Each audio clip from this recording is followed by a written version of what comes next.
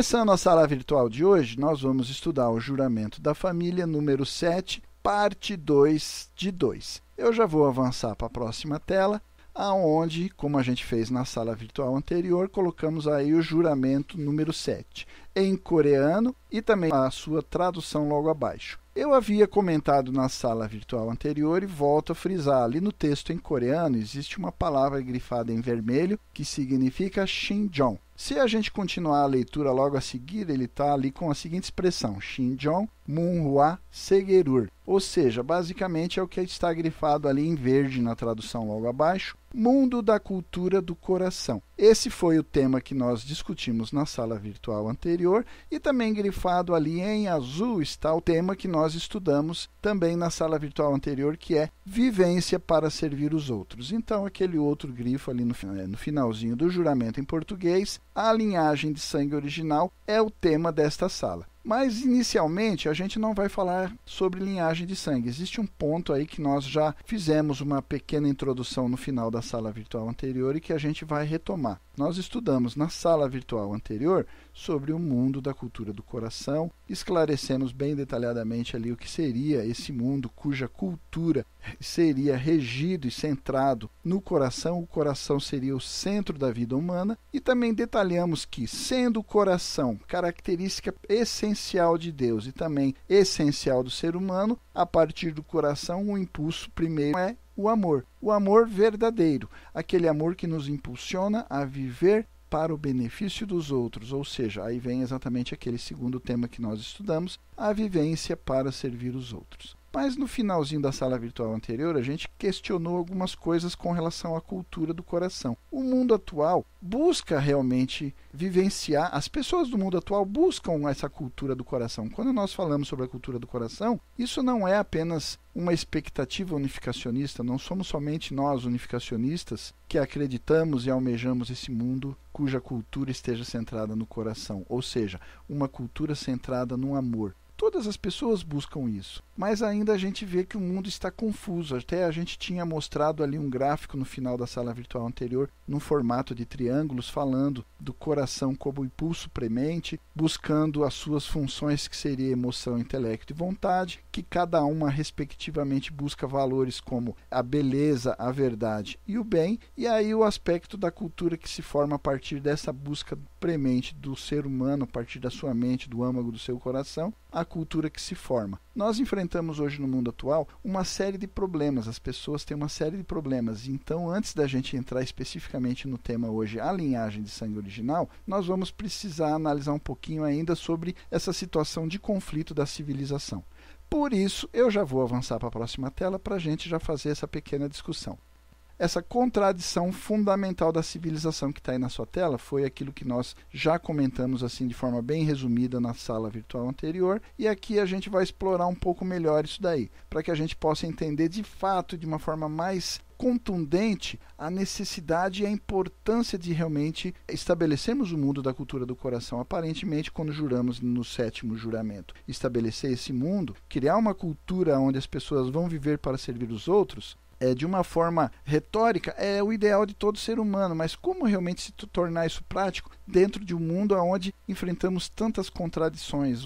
A civilização hoje se depara com tantos conflitos. Então, basicamente, o texto segue dizendo o seguinte, acompanha comigo, eu vou fazendo a leitura e a gente vai fazendo os comentários. Cultura é a expressão coletiva da consciência humana através das atividades criativa e social, ou seja, tudo aquilo que o ser humano faz através das suas características naturais, originais de criatividade e dos relacionamentos sociais, isso tudo nós chamamos de cultura. Sendo que Deus criou os seres humanos com o coração como seu elemento essencial, então passa a ser natural que as pessoas desejem então uma cultura se conformando a essa sua natureza, ou seja, ter o coração como o elemento central. Isso é o que eu acabei de comentar na tela anterior, ali na pequena introdução, falando exatamente de que todas as pessoas do mundo, independentemente até mesmo de serem pessoas religiosas ou não, elas têm essa natureza inerente, essa natureza inata que vai impulsioná-la a buscar esse elemento central, essa cultura de viver uma experiência do amor.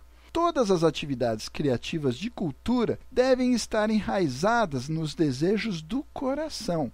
Não obstante, nenhuma civilização em toda a história humana tem sido uma cultura do coração. Isso é uma constatação. Nós podemos olhar para o passado, analisando todas as grandes civilizações ao longo da história humana, e nós não vamos conseguir encontrar uma única que tenha realmente estabelecido isso, ou seja, tenha vivido dentro de uma cultura centrada no coração ou centrada no amor verdadeiro. E a pergunta natural é: por que não? Qual é o dificultador? Qual é o motivo fundamental desta situação? Basicamente, a queda humana corrompeu o coração com os elementos de egoísmo, ressentimento e decepção. Então, quando nós estudamos lá no princípio divino, dentro do capítulo 2, a queda humana, basicamente a gente consegue entender pelas explicações claras do princípio divino que a grande causa da queda humana foi uma corrupção do coração, ou seja, um desvirtuamento do amor. E aí o amor passou a ser contaminado, ele foi maculado com esses elementos que estão descritos ali, o egoísmo, o egocentrismo, a autocentralidade. Até esse gráfico aí do lado coloca bastante enfático ali, né? O eu do tamanho do mundo e todos os demais relacionamentos da vida humana vão se colocando em prioridades bastante secundárias ou posteriores à ênfase que a gente dá ao eu. Então, os desejos humanos, como diz o texto, são rebeldes e corruptos. A partir de um coração corrompido, a partir de um entendimento corrompido e errôneo do que seria o amor. Então, os desejos humanos estão inclinados para o egoísmo e também para a ganância. Uma pessoa raramente vê um vislumbre do verdadeiro coração humano, ou seja, aquele coração herdado a partir da origem, o coração de Deus, dentro de toda esta confusão de desejos egoístas que permeiam a vida humana. Vamos avançar para a próxima tela? Então, aí, quando a gente fala dessa corrupção do amor, a gente vai ter que conferir aí um aspecto importante, que é o que o mundo hoje defende aí como uma forma de estabelecer essa cultura do coração, através do que é chamado a revolução sexual. Hoje, o impulso na direção de uma cultura dos desejos do coração está cortando, está rasgando, está dilacerando os valores cristãos tradicionais como vingança, como revanche, como rebeldia. Mais e mais pessoas consideram as regras da religião e da moralidade convencionais como sendo obsoletas, desatualizadas, são visualizadas como obstáculos para o pleno desenvolvimento do ser humano. Através de um espelho distorcido, elas acabam sentindo a possibilidade de um mundo governado pelo amor. É a partir da sua natureza original? Sim, mas por ter algum desvirtuamento de compreensão e entendimento, ela acaba seguindo numa direção errada. Este é o alvorecer de uma nova era, prometendo a realização espiritual além da imaginação? Ou é, então, evidência do declínio da América, do Brasil, do mundo inteiro, como também aconteceu lá no passado com o Império Romano, depois de abandonar os laços de moralidade da religião, que tornaram a civilização forte? Com poucos pontos de referência confiáveis para mostrar o caminho, muitas pessoas encontraram uma resposta, então, na revolução sexual. Ela ofereceu uma visão de um mundo de realização em total liberdade sexual. Aqui me permita, eu já vou fazer um parênteses. Então, veja só, as pessoas buscando a plena felicidade, buscando atender aquela natureza original humana de viver o mundo da cultura do coração, por conta da queda, porque o amor foi corrompido com elementos do egoísmo, essa busca acabou enveredando numa direção aonde todas as regras, todos os limites que a religião e a moralidade possam ter definido para a vida sexual, para o amor sexual, para o amor conjugal, a sociedade buscou romper com isso. É isso que eles chamam, é isso que eles chamaram lá em meados do século passado, lá por volta da década de 1960, como a revolução sexual. Mas a gente vai falar mais detalhadamente sobre isso. Ela visualizava o principal obstáculo para a realização humana como a moralidade da religião tradicional, a qual fazia as pessoas sentirem culpa sobre o sexo e assim destruía a alegria que o sexo deveria trazer na concepção das pessoas. Então, lançando fora a religião, tirando de lado esses valores de moralidade da tradição, a humanidade então desfrutaria finalmente o pleno potencial do amor e do prazer. Então, basicamente, aqui a gente resume o que aconteceu no desenvolvimento do pensamento humano naquele momento do século passado, por volta lá da década de 1960, quando irrompeu esse movimento aí da revolução sexual. Então veja só, né, que interessante. A natureza humana existe, ela está ali impulsionando o ser humano para construir uma cultura do amor. E aí a interpretação de que as imposições de regras e limites da religião e da moralidade, na concepção das pessoas, seria um obstáculo para que ele pudesse experimentar plenamente, né, a alegria e o prazer que o sexo, como manifestação plena da natureza humana do amor, deveria realizar, e a religião e esses padrões seriam empecilhos. Então eles precisavam romper com os laços aí da religião e a moralidade tradicional. Vamos avançar para a próxima tela? Ainda aí falando sobre revolução sexual, as pessoas estão atualmente tão confusas e desinformadas sobre o amor. Isso é uma constatação. Apesar de ser uma palavra tão usada na mídia, a gente vê nas novelas, a gente vê em filmes, a gente pode ler em livros, a gente pode ver na internet. Você pega livros de poetas, textos de autores aí de romances, todo mundo fala sobre o amor e como as pessoas falam sobre o amor, mas a forma, a superficialidade ou a falta de entendimento com profundidade do que é realmente o amor tem causado essa situação onde as pessoas permanecem ainda assim confusas e ainda assim também desinformadas sobre o que é de fato o amor. Desde a infância, então, nós somos levados a acreditar no mito romântico, que nós poderíamos encontrar felicidade duradoura através de amar alguém especial. É o mito do príncipe encantado ou da princesa, né? Onde todos os jovens adolescentes, quando estão aí amadurecendo, começam a procurar encontrar ou o seu príncipe encantado ou a sua princesa no alto da torre, né? Alguém poderia pensar que se esse relacionamento especial se desfaz, então os amantes desapontados iriam refletir profundamente sobre a natureza do amor verdadeiro para entender aonde erraram. Essa seria a reação natural resultante dessa situação. Mas o que acontece não é bem assim. O texto diz: não obstante, muitas pessoas continuam seguindo em frente, passando de parceiro para parceiro, sem buscar qualquer reflexão e entendimento sobre se houve erro ou não. O importante é a busca incessante de alcançar essa felicidade através deste alguém especial. Alguns olham para o sexo como terapia, até mesmo como salvação de todos os seus problemas. Tendo abraçado a ideologia da revolução sexual, as pessoas acreditam que estão no caminho correto para encontrar isso que eles acreditam ser amor.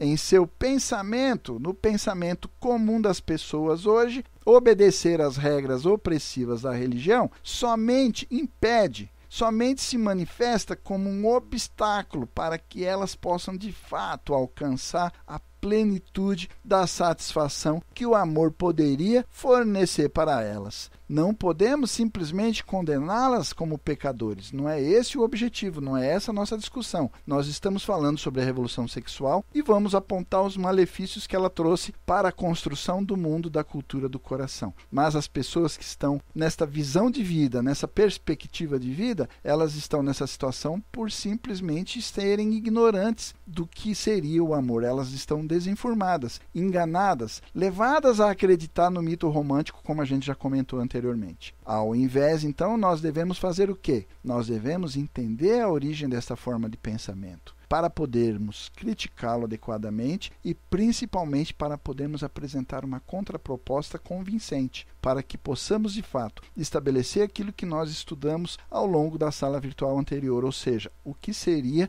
a cultura do coração, esse mundo da cultura Xinjiang que nós discutimos anteriormente. Vamos avançar para a próxima tela?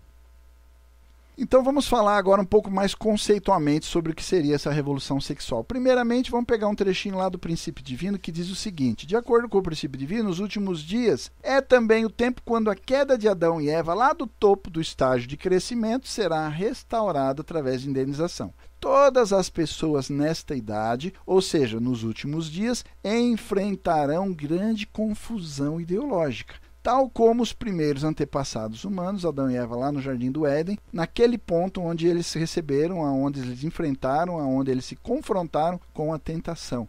Quando estavam totalmente confusos se deveriam obedecer e o que deveria guiar suas ações. Então, basicamente, nos últimos dias, a semente que foi semeada lá no Jardim do Éden, através da queda dos primeiros antepassados, está sendo colhido, então, nos últimos dias em escala mundial. Ou seja, Eva caiu através do amor ilícito com duas figuras masculinas, o arcanjo e Adão. E esta semente que foi semeada lá no Jardim do Éden é o que o ser humano tem colhido no mundo atual. A superficialidade e instabilidade dos relacionamentos. Os relacionamentos são efêmeros, passageiros, inconstantes, instáveis, porque as pessoas são assim, porque o coração, a fonte do amor, a compreensão sobre o que seria o amor é da mesma forma, instável, sem profundidade, ele é efêmero, ele é superficial e assim por diante. Vamos avançar para a próxima tela? Agora vamos fazer aí um paralelo para entender melhor então a origem e a semelhança entre o que é apregoado como a revolução sexual e a ideia e as premissas do comunismo. A revolução sexual, como eu já comentei, começou por volta lá da década de 1960, baseado na ideologia da nova esquerda. Ela é basicamente uma enteada do comunismo, igualmente tão materialista e compartilhando muitas características semelhantes. Embora não haja nada abertamente político sobre o que a gente está chamando aí de revolução sexual, ela compartilha o mesmo caráter utópico e antirreligioso do comunismo, defendendo a visão de um mundo de realização humana que será realizado uma vez que as pessoas se libertem dos grilhões da religião e da moralidade. Então veja só que interessante, né? Tal como o comunismo ataca e combate a religião e os valores, vendo neles obstáculo para que o ser humano possa construir aquela sociedade socialista utópica de igualdade, fraternidade, compartilhando tudo entre todos de forma igual, assim também a revolução sexual, tendo uma perspectiva materialista, ou seja, tirando Deus, tirando a religião, tirando a moralidade tradicional para o lado, buscando apenas aquela ideia utópica de um mundo liberto dos grilhões da religião, ou seja, um mundo onde as pessoas possam experimentar a cultura do coração, entre aspas, esse ideal utópico da cultura do coração, basicamente girando em torno apenas do aspecto sexual, sem regras, sem compromisso, sem nenhuma visão de eternidade para manter esses relacionamentos duradouros e estáveis. Mas vale a pena a gente examinar isso com mais detalhes. Então vamos avançar para a próxima tela? Vamos aí elencar alguns itens interessantes para a gente discutir. Primeiro ponto ali que a gente deve mencionar sobre a revolução sexual é o seguinte: como o comunismo, a revolução sexual é materialista, ou seja, todas as coisas aconteceram ao longo da história, por acaso, de forma aleatória, de forma randômica, ao acaso, sem nenhum projeto, sem nenhuma mente conduzindo as coisas para uma direção definida, e assim o ser humano surgiu. E os impulsos que existem no ser humano, principalmente o aspecto sexual, faz parte da sua natureza, que não dá para se reprimir, que não dá para se botar limite, que não se pode botar regras, que ele deve fluir conforme a sua natureza. Basicamente é isso que a revolução sexual, por ser materialista, apregoa. Ela defende que o amor não tem nenhum valor espiritual essencial, e aqui já vem mais um parênteses: o principal desse valor espiritual que nós frisamos é a eternidade, por isso a necessidade de compromisso, a necessidade de se estabelecer um amor com profundidade para que ele possa ter eternidade, para que ele possa ser duradouro e infinito.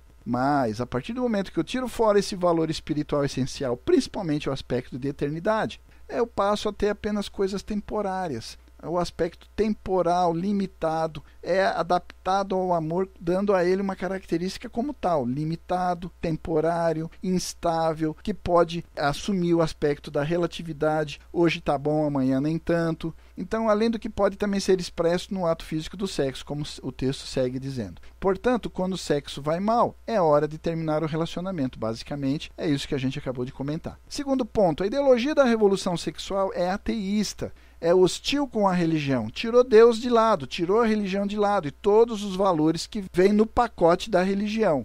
Sendo que a religião serve como principal suporte para a moralidade tradicional de contenção sexual, ela deve ser considerada se a revolução sexual busca alcançar sua mais plena expressão. Então a religião tem regras, ela diz que existem limites de relacionamento, a pessoa deve ter relacionamento somente com uma pessoa, ela tem uma idade a partir da qual seria adequado ela se permitir ter a experiência sexual dentro de um relacionamento de compromisso, dentro de um matrimônio. Essas regras todas, quando eu tiro Deus, quando eu tiro a religião e, consequentemente, todos os seus valores, esses preceitos também são tirados de lado. E aí a gente entra dentro de um sistema onde a permissividade e a partir dessa permissividade a promiscuidade vem de carona, se estabelece dentro da sociedade. Terceiro ponto. Como o comunismo, a ideologia da revolução sexual está baseada na dialética. Então, olha que interessante esse comentário, onde a gente vai chegar.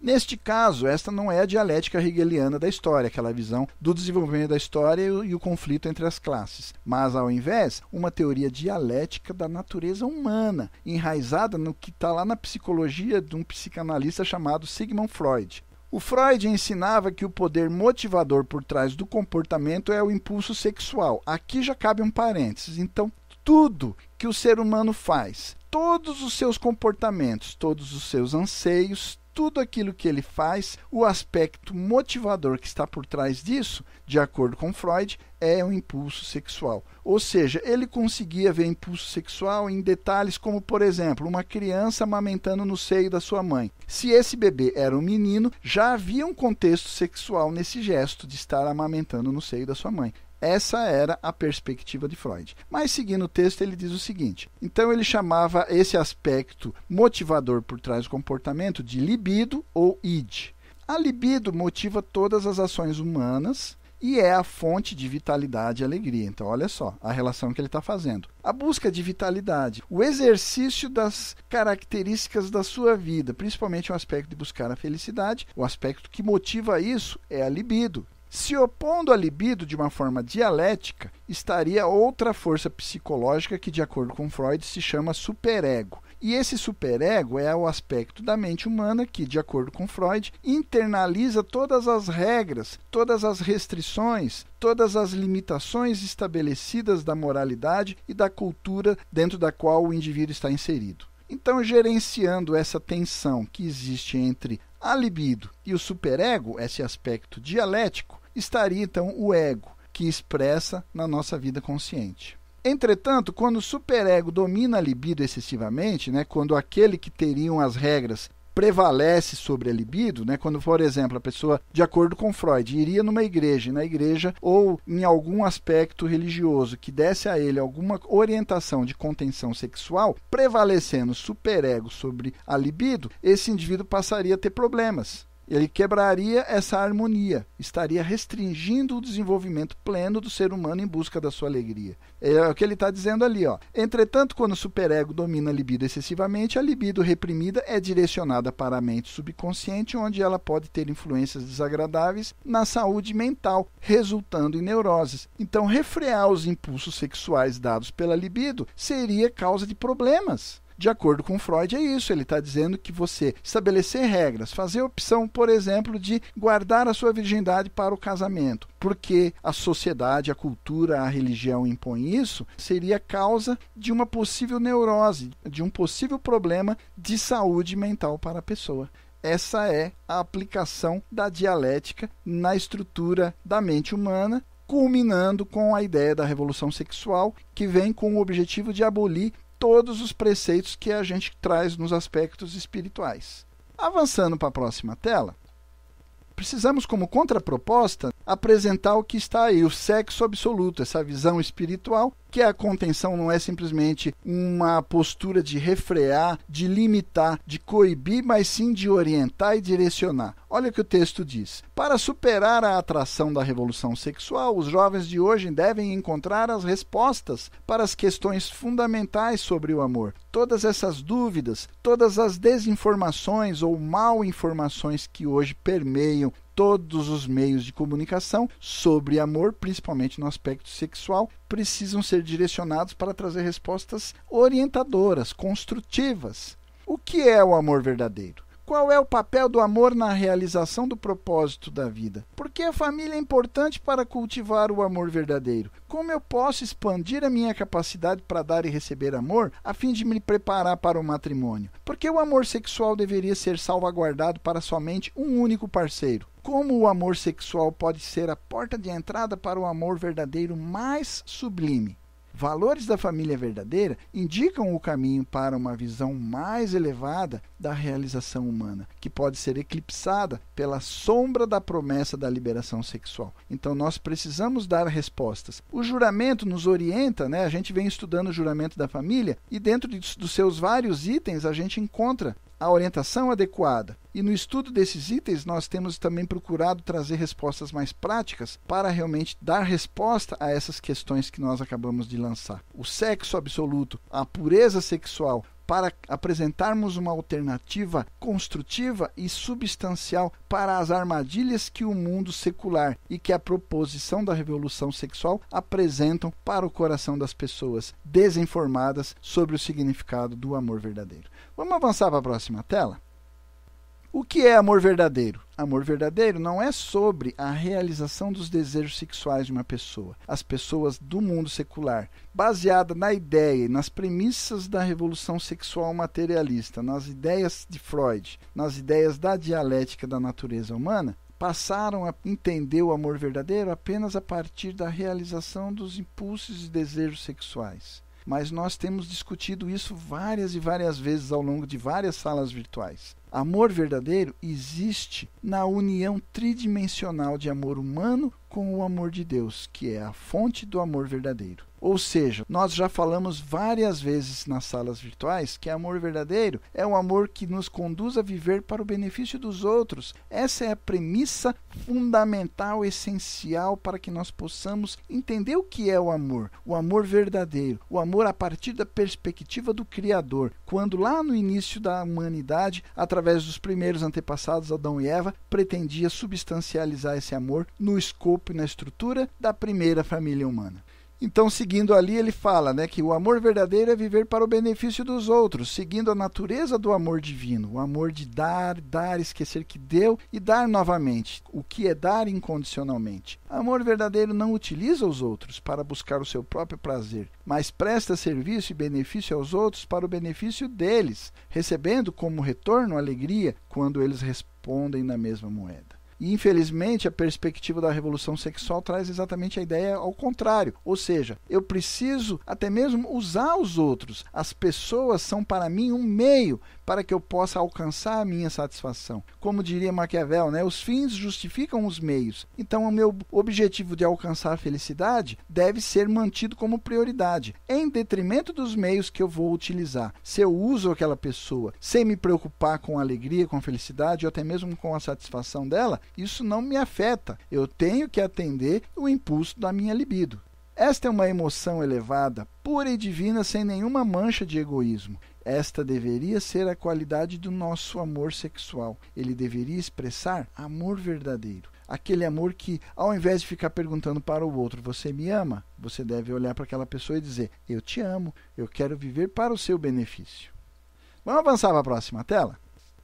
Então, ainda falando sobre o sexo absoluto como uma contraproposta e alternativa para essa proposição da revolução sexual, o amor conjugal entre os seres humanos não pode ser equiparado ao sexo entre os animais. E muitas vezes as pessoas, para justificar uma série de comportamentos e atitudes, têm mania de fazer esses comparativos. Mas olha, nós somos animais racionais, mas somos animais. E porque somos animais, temos essa natureza animalesca, temos que seguir os instintos da existência animal. Esta é também uma união espiritual, tal como também uma união física, juntando alma com alma, tal como também corpo com corpo. Seu propósito é uma união que é espiritual, tal como também é uma união física. Amor conjugal entre um esposo e uma esposa está destinado a ser um momento de unidade cósmica. No princípio divino a gente fala sobre isso. A união de um homem perfeito e de uma mulher perfeita é a união de todos os aspectos positivo, masculino, negativo e feminino do universo. O amor de Deus desce verticalmente e encontra o amor horizontal entre esposo e esposa. Ou seja, isso vem bem de encontro àquilo que também estudamos lá no primeiro capítulo do Princípio Divino, no estudo do fundamento ou da base de 4 posições. O amor conjugal no matrimônio pode ser a porta de entrada para o mais sublime amor verdadeiro.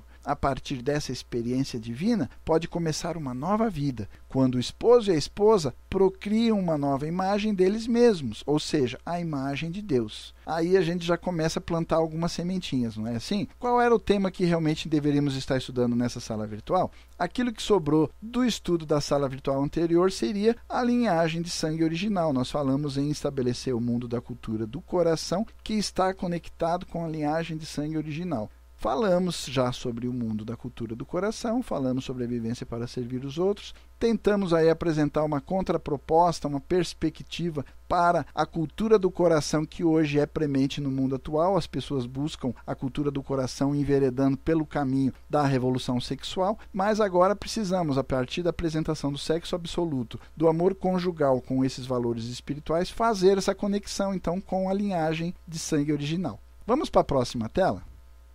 Então vamos começar a falar então especificamente sobre esse ponto. A linhagem original, ou seja, a linhagem de sangue original com a qual devemos estar conectados quando buscamos no 7º juramento criar um mundo da cultura do coração, ou seja, através da vivência para servir os outros, estabelecer esse mundo da cultura do coração. Toda a vida flui através da linhagem. Todos os seres viventes não hesitarão em sacrificar até mesmo suas vidas para continuar a linhagem. Por exemplo, aí tem vários exemplos aí que a gente vai citar. O louva-a-Deus macho, quando ele acasala, ele permite que a fêmea o devore quando eles acasalaram. O salmão, por exemplo, quando ele entra no período de procriação, ele vai vivendo no oceano, engorda no oceano, mas ele vai subir o rio no sentido contrário à sua correnteza e vai lá dar a sua última gota de vida para desovar e permitir a perpetuação da sua linhagem. Independente do destino de um indivíduo, contanto que a semente seja produzida para propagar a próxima geração, a cadeia da vida permanece intacta e a espécie sobrevive. Então nós estamos simplesmente falando sobre reprodução? Estamos simplesmente falando sobre perpetuar espécie?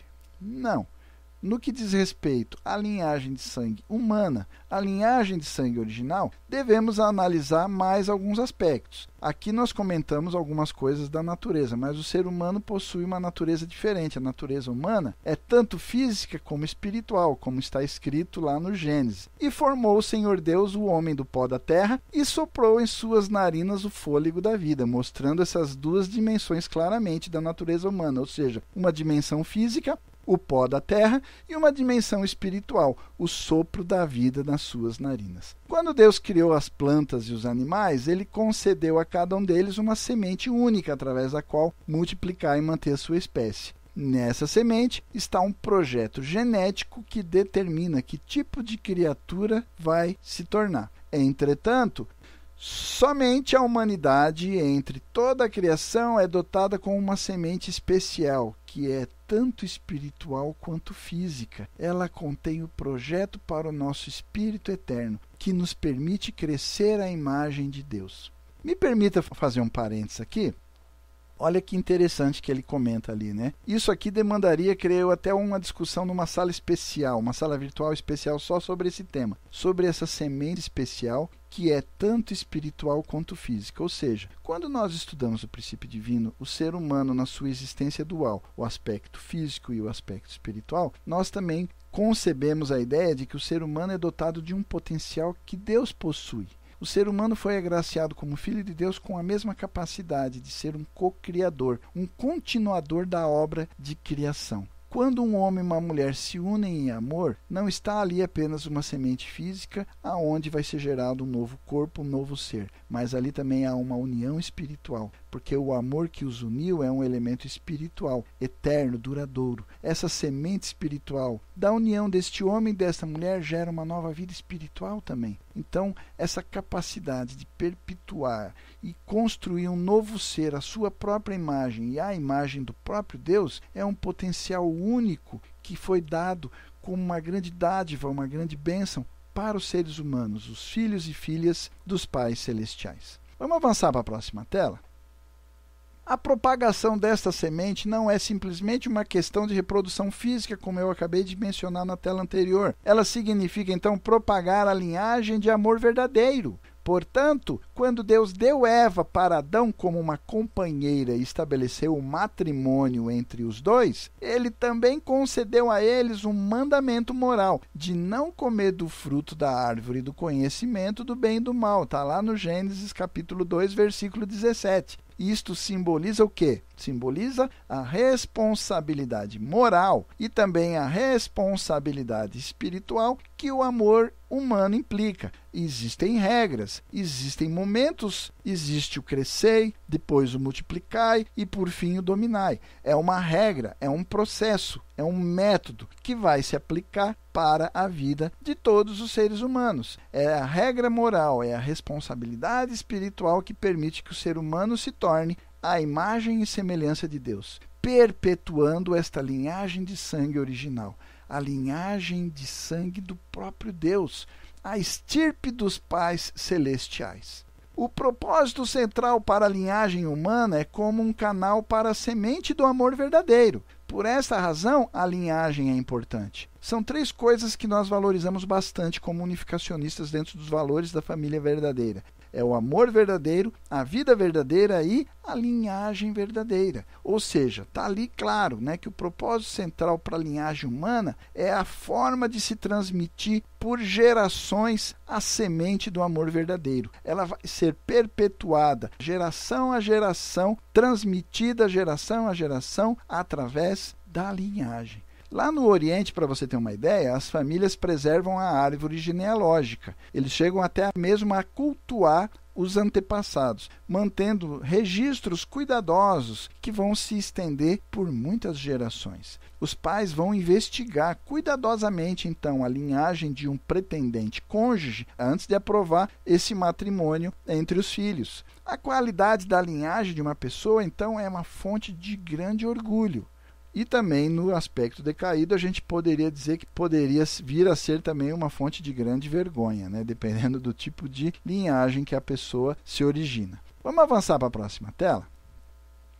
Deus pretendia agraciar o matrimônio de Adão e Eva com um amor verdadeiro, legando a eles uma linhagem verdadeira que eles deveriam propagar para todas as gerações subsequentes. Todas as pessoas, como descendentes destes primeiros antepassados humanos, deveriam, na sequência, como continuidade, propagar esta mesma linhagem de Deus de amor verdadeiro. Mas a queda humana, a gente vai fazer um parênteses aqui, a queda humana não fez isso. Na verdade, a linhagem original foi manchada e os primeiros antepassados acabaram propagando uma linhagem maculada, aonde os filhos de Deus acabaram se tornando rebeldes, opositores, que passaram a usar de forma ilícita e irresponsável o amor verdadeiro. A questão não é nossa descendência física de Adão e Eva. Ao invés, é se nossa linhagem espiritual descende de Deus. Essa é a grande questão. Todos nós somos descendentes de Adão e Eva? Somos. Independente de Adão e Eva terem se aperfeiçoado ou terem caído, ainda assim todos nós somos descendentes, fisicamente falando, de Adão e Eva. A questão é, qual a linhagem espiritual que eles legaram para a humanidade? A linhagem espiritual era realmente a linhagem de Deus? Na linhagem de Deus, toda a humanidade seria uma única família.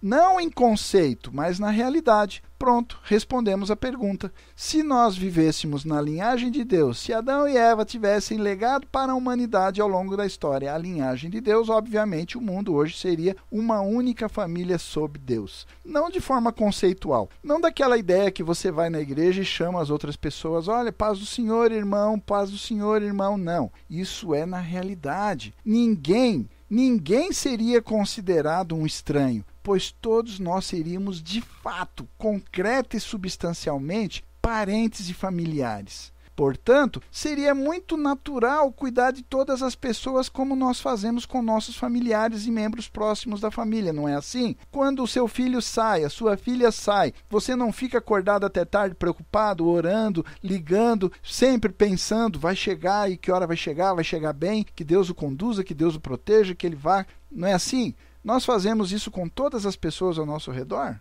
Todas as pessoas nós tratamos dessa forma? Nós nos preocupamos com a sua alimentação, com o seu vestuário, com o seu bem-estar, com a sua saúde. Será que é essa a forma como nós realmente tratamos as pessoas, como uma única família, membros de uma família ampliada? Filhos dos mesmos pais, compartilhando a mesma relação consanguínea? Há um ditado que diz: sangue é mais espesso do que água. Se a nossa relação fosse realmente consanguínea, não poderia haver de forma nenhuma aquilo que a gente vê no mundo hoje, como guerras, conflitos, pessoas matando pessoas, atentados, terrorismo e assim por diante. Mais do que idioma, cultura, geografia, a conexão fundamental entre a humanidade é da linhagem. A cultura do coração somente pode fluir entre as pessoas que estão firmemente enraizadas na linhagem de sangue original, a linhagem de Deus de amor verdadeiro. Não é isso que nós falamos lá no juramento número 7? Não é isso que nós estamos estudando? O que está escrito lá? Nós repetimos diariamente. Juramos realizar perfeitamente através da vivência para servir os outros o mundo da cultura do coração, que está conectado com a linhagem de sangue original. Eu jamais, nunca vou construir o mundo da cultura do coração se eu não conseguir enxergar nas pessoas meus irmãos e minhas irmãs. Pessoas que têm a mesma linhagem de sangue do que eu. A linhagem de Deus é amor verdadeiro tem que ser a conexão, está lá no juramento, está conectado, está ligado, está vinculado. A linhagem de sangue nos permite experimentarmos essa cultura do coração, aonde eu posso amar e servir incondicionalmente o meu próximo como uma pessoa da minha família, como um membro próximo da minha família. Vamos avançar para a próxima tela? A linhagem de sangue original e a cultura do coração. Então, agora deu para perceber o nexo do que o juramento está propondo para a gente? Quando a gente jura lá no item 7 do juramento, ele está fazendo essa ligação, a conexão da linhagem de sangue original com a cultura do coração. Não podemos, é impossível estabelecer uma cultura do coração sem que tenhamos esse vínculo da linhagem de sangue, estabelecermos uma única família sob os mesmos verdadeiros pais. A cultura do coração protegerá e celebrará a pureza sexual, pois este é um fundamento necessário para manter e propagar a linhagem de Deus. Ela reafirmará aqueles ensinamentos tradicionais religiosos e morais de todo mundo que restringem a expressão do amor sexual ao matrimônio. Não há outra forma de ter um relacionamento de amor sexual que não esteja imbuído do compromisso do matrimônio sagrado, consagrado e abençoado por Deus. Não é irônico, então, que a revolução sexual, com o seu apelo ao sexo livre, tenha de fato desvalorizado, corrompido, menosprezado e vulgarizado a expressão amor? Paradoxalmente, afirmar a pureza sexual, ou seja, falar sobre virgindade antes do casamento e castidade ao longo do casamento, levará então à cultura na qual o amor pode, de fato, de forma concreta, de forma substancial, reger e reinar sobre todos os aspectos da nossa vida social. Uma vida de viver para o benefício dos outros e não os incertos e muitas vezes destrutivos prazeres momentâneos e temporários do sexo livre. Será, então, a inspiração por trás daquilo que nós chamamos atividades culturais da cultura do coração. O que é, então? Quais seriam, então, as atividades demandadas para a cultura do coração? Vamos avançar para a próxima tela? A família é o ponto de início para a sociedade. Isso a gente fala, o mundo secular fala, a novidade está conosco? Não. É exclusivo dos unificacionistas? Não. Todos dizemos. A sociedade tem como seu ponto de origem a estrutura da família. A família é a célula fundamental da sociedade. Quando a família, então, está desordenada, a sociedade, por conseguinte, demonstrará essa mesma desordem numa escala maior. O início da humanidade, aquilo que a gente estuda lá no capítulo 2 do princípio divino, a queda do homem, então o início da humanidade envolveu um erro relacionado ao amor em apenas uma família. Contudo, observe em quanto mal isto resultou. Lá em Eclesiastes, no capítulo 1, a gente lê o seguinte: aquilo que é torto não se pode endireitar. Confúcio também disse uma vez: nunca há um caso quando a raiz está em desordem e ainda os galhos estejam em ordem. Oliveiras selvagens não podem produzir de si mesmas a semente de árvores cultivadas. Então aí vem a teoria do enxerto, vem a necessidade do renascimento, é necessário o Messias para enxertar a humanidade, permitir o renascimento. os pais trazem uma nova linhagem, a linhagem que foi corrompida com a queda, a gente estuda também lá no princípio divino a necessidade ou a finalidade da vinda do Messias, aqueles que vêm estabelecer a posição de novos e verdadeiros pais da humanidade para permitir o enxerto e assim sucessivamente. Vamos avançar para a próxima tela? A linhagem de Deus é eterna. Lá em Eclesiastes, já no capítulo 3, diz assim: eu sei que tudo quanto Deus faz durará eternamente. Essa peculiaridade, esse valor de eternidade de Deus permeia também tudo aquilo que ele criou. Então, enraizado no Deus eterno, ela dura tanto quanto dura a humanidade. Famílias que têm sua raiz na linhagem original de Deus, pela qual estão infundidas com a vida e o amor de Deus, são a base para a cultura do coração. Eu não tenho como falar de cultura do coração sem falar de linhagem. Olha que coisa incrível. Você já tinha olhado para o item 7 do juramento e percebido que essa expressão é fundamental? Não tem como falar de cultura do coração, mundo da cultura do coração, mundo da cultura Shinjong, sem falar de linhagem de sangue original. Suas realizações são duradouras porque se originam no amor absoluto verdadeiro de Deus.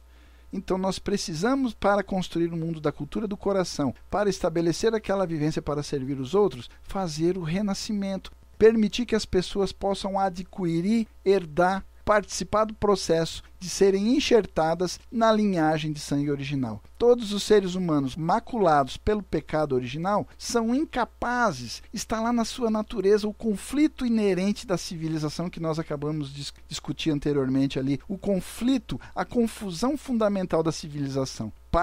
Ela surge a partir desse desvirtuamento da linhagem. E a recuperação da linhagem é fundamental, é essencial, é nosso trabalho, meu trabalho, seu trabalho, nosso trabalho. Permitirmos que as pessoas possam experimentar o renascimento, adquirir a linhagem dos verdadeiros pais, a linhagem de sangue original, através da qual estaremos equipados, preparados, qualificados para estabelecer o mundo da cultura do coração. O mundo baseado na cultura do coração é uma unidade, uma estrutura coesa, um organismo unido, estável, como a gente comentou lá a citação de Paulo no Evangelho, quando ele faz a relação do céu com um organismo, aonde não existe ninguém melhor ou pior, todos cumprem a sua função, o cérebro, a cabeça, os braços, as pernas, os pés.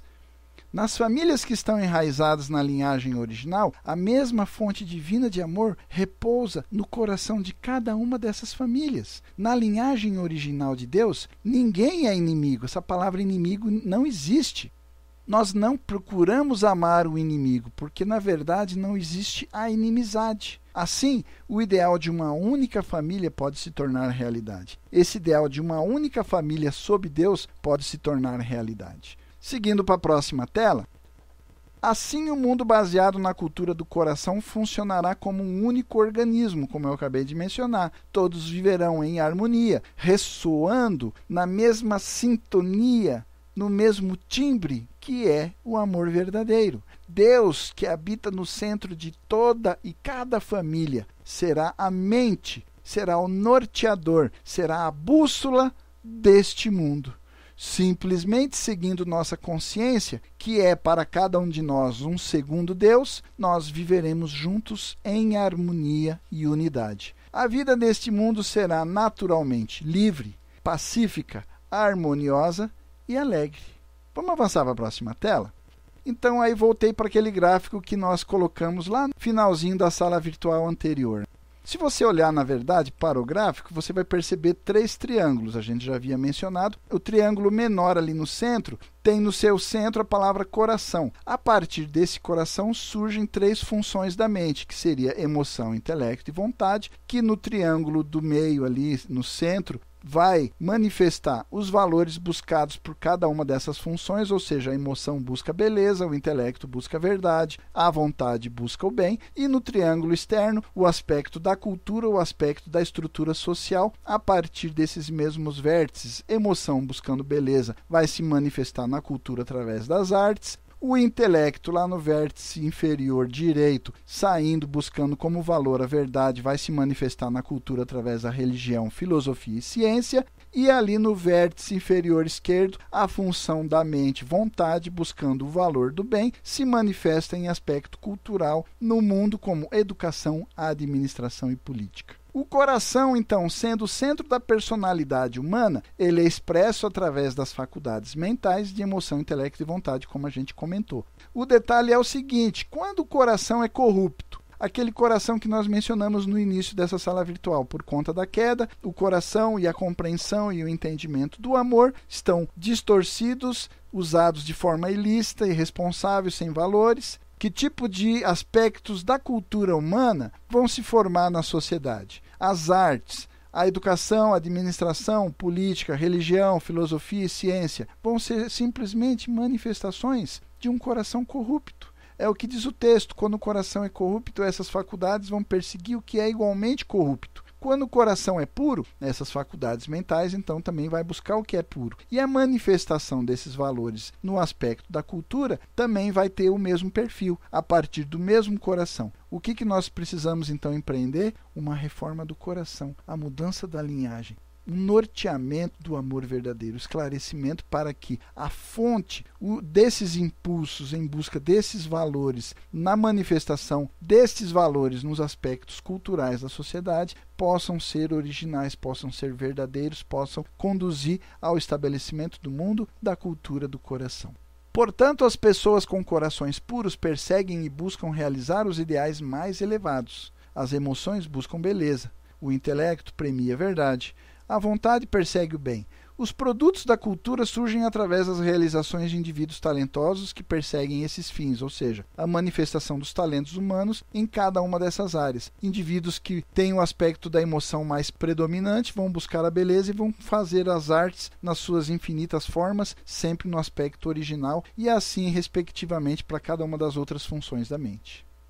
Então, os produtos da cultura surgem através das realizações desses indivíduos, e a busca da beleza vai conduzir para obras de arte e poesia, a busca da verdade vai conduzir para as realizações de filosofia, ciência e religião, e a busca do bem para o teatro, a literatura e para a ação adequada nos negócios, educação, política e assim por diante. Então era isso, esse era o conteúdo que a gente queria discutir aí, fechando o 7º item do juramento. Então aí eu já vou avançar para a próxima tela, aonde a gente vai visualizar aí os temas que nós abordamos.